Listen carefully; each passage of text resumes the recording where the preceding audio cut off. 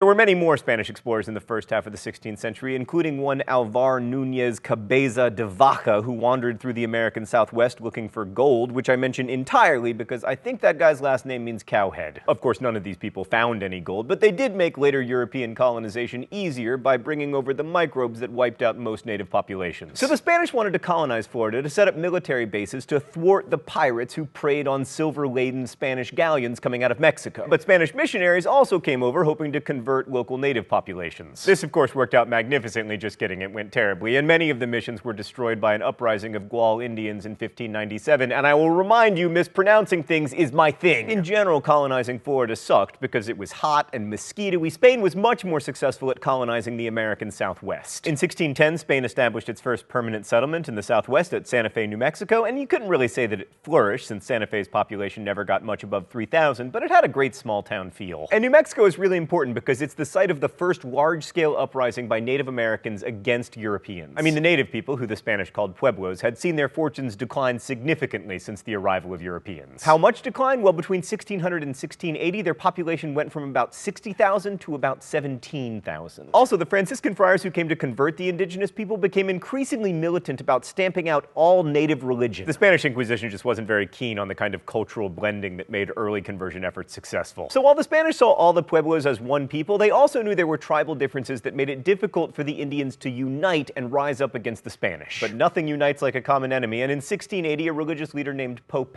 organized an uprising to drive the Spaniards out. Pope organized about 2,000 warriors who killed 400 Spanish colonists and forced the rest to leave Santa Fe. So the Spanish colony in New Mexico was effectively destroyed. The pueblos tore down all the Christian churches and replaced them with kivas, their places of worship. But like most awesome uprisings, it didn't last. But after the revolt, the Spanish were much more tolerant of indigenous religion, and they also abandoned the forced labor practice called encomienda.